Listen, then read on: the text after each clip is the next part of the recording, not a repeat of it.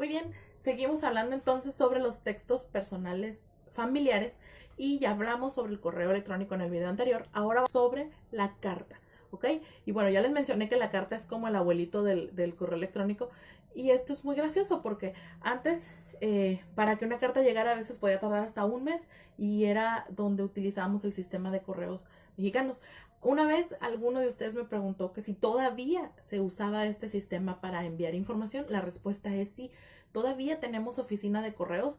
Está cerca del Costco de la zona, perdón, de la Vía Rápida. Y está ahí. Ahí hay una oficina. Sé que en el centro hay otra, pero es muy interesante porque a lo mejor ninguno de ustedes ha hecho esa experiencia de enviar una carta, pero es muy bonito. Y quienes hemos recibido una carta sabemos, ¿no? La importancia que es. Las cartas, al igual que el correo electrónico, funcionan para hacer llegar información a otra persona en otro lugar. Entonces, una carta es un medio de comunicación escrita por un emisor, en este caso en las cartas se llama remitente, y enviado a un receptor, que en las cartas se llama destinatario. Remitente, destinatario. Y normalmente el nombre y la dirección del destinatario aparecen al frente del sobre, ¿ok?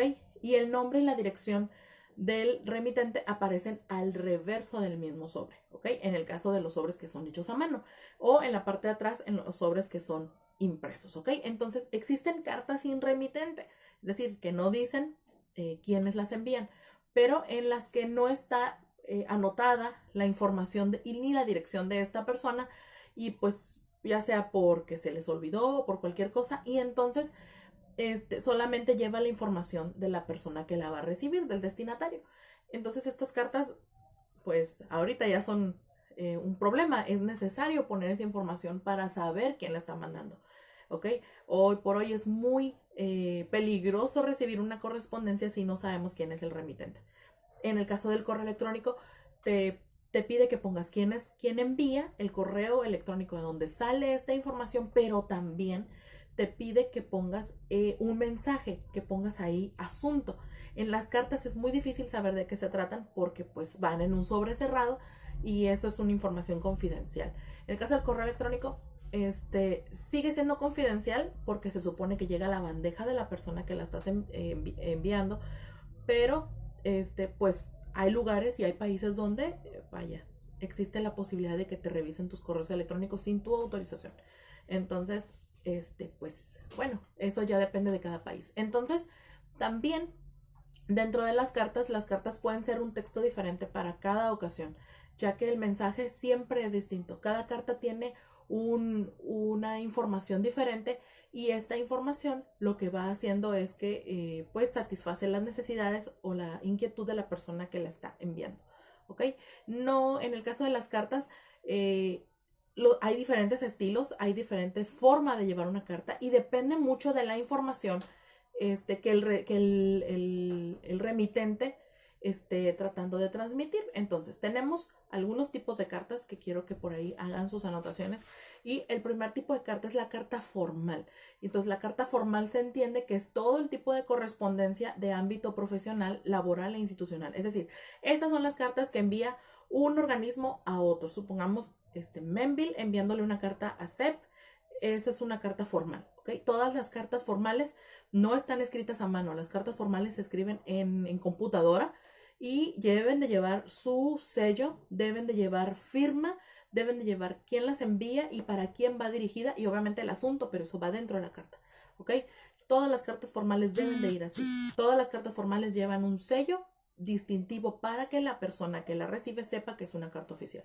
Y obviamente el lenguaje de la carta formal es muy diferente a la de la carta coloquial o informal, porque tiene que ser respetando los títulos de la persona a la que va dirigida y la información pues tiene una estructura que ya ustedes también han visto en otras materias, ¿no? Muy bien. El segundo tipo de carta es la carta coloquial o informal, que está así de escritura y también de información. Es la que dirigimos a nuestra familia o amigos y también se usa un lenguaje coloquial, es decir, un lenguaje común y que ambos se entienden. A veces hay bromas, hay palabras, a lo mejor algún apodo, alguna grosería, y bueno, en estas cartas se presta para eso, ¿ok? Esa es la carta coloquial o informal. Y está también la carta familiar, que también tiene que ver mucho con la carta informal, pero la única diferencia es que es específicamente para familiares. Es decir, a lo mejor tú vives en, no sé, en Francia y quieres enviar una carta a tu mamá que está en México. Bueno, esa es una carta familiar. ¿Okay? Casi casi la carta informal y familiar se parecen. Informal pues es como para amigos muy cercanos, y la familiar pues es pues para alguien de tu casa, ¿no? Alguien cercano a ti, tus padres, tus hermanos, alguien de sangre muy cercana, ¿no? Entonces, y se escribe específicamente para estos familiares. Y tenemos una última carta, que es la carta muy formal. Vimos la carta formal, la muy formal. Y esta ya es una carta que nota una distancia mayor con el receptor. Es decir, a lo mejor yo no lo conozco, a lo mejor es un subordinado o es una persona que está en un rango jerárquico menor al mío, o yo estoy a lo mejor enviando esa carta a un superior, y entonces ahí el lenguaje sí tiene que ser muy específico, muy cuidado.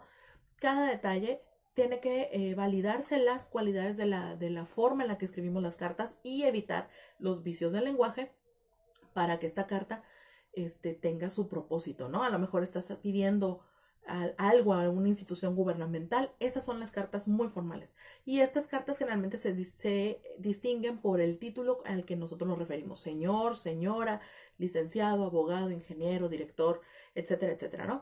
Entonces, en el caso de las cartas que son muy formales, bueno, pues hay un receptor y un emisor. Y se organiza con claridad, concisión, precisión y exactitud, que son las cualidades del estilo de las cartas. También posee una actitud cortés y amable, y busca una reacción favorable a los intereses del remitente, ¿ok? Y busca también dar información completa. Esas serían las características de la carta formal. Entonces vamos a seguir viendo nuestros videos, y más adelante vamos a hablar sobre el último ejemplo de los textos familiares.